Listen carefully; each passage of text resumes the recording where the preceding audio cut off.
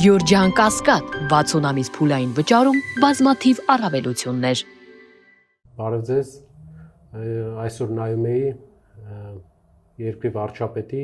և ՀԵՑ-ի կառավարչի վիդեոն, որտեղ նրանք խոսում էին ինչ խնդիրներ կա ՀԵՑ-ում և ցանկություն առաջացավ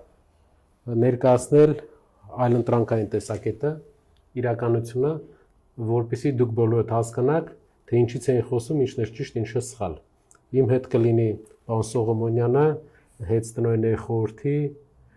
ղեկավարի խորհրդական, ողջույն, Նիկոլ ջան, ոնց եք։ Նարեկ ջան, լավ եմ։ Եկեք անցնենք գործի։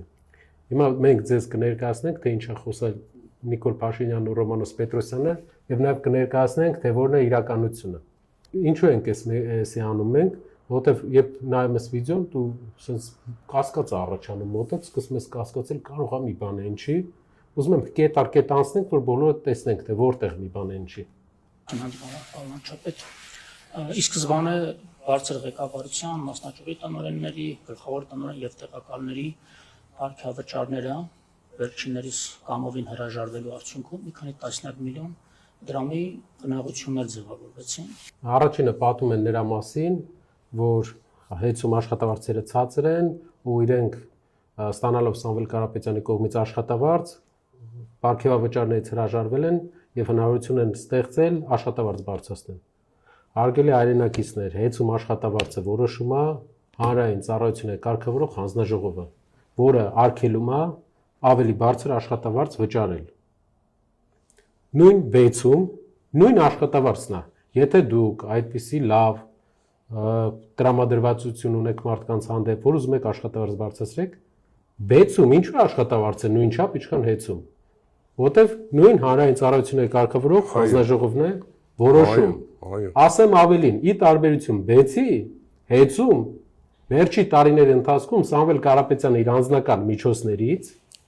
11 միլիարդ դրամ է հատկացրել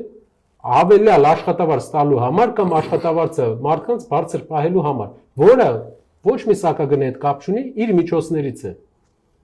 Այսինքն նրանք խոսում են նրա մասին, որ ՀԵՑ-ում ղեկավարության աշխատավարձը բարձր է, աշխատակիցների աշխատավարձը ցածր է,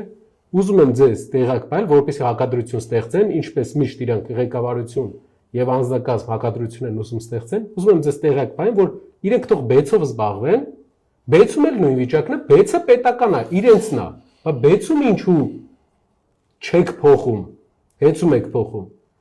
Միակ նպատակը ձեր ուղղակի արդարացնելն է, խլելը։ Ավելեմ, այդ աշխատավարձը ձևավորվում է հատուկ հանձնաժողովի, հանրային ծառայությունների կարգավորող հանձնաժողովի հաստատած մեթոդոլոգիայով, որը գիտականահենք մեթոդոլոգիա է, այսինքն ամեն անգամ այդ աշխատավարձը չի հաշվարկվում տարբեր ձև, այդ նույն մոտեցումն է թե բեցում, թե ատոմականում, թե մնացած տեղերում, որոնք որ համարում են բնական մենաշնորհի սուբյեկտ, ունեն լիցենզիա եւ գտնում են պետական հանրային ծառայությունների կարգավորող հանձնաժողովի ներքո։ Իմիջիայլոց մի նրբություն էլ ասեմ, աշխատավարձի ֆոնդը հաշվելիս ըստ գործող պետական ստանդարտների սահմանվում է նաև աշխատողների թվաքանակը,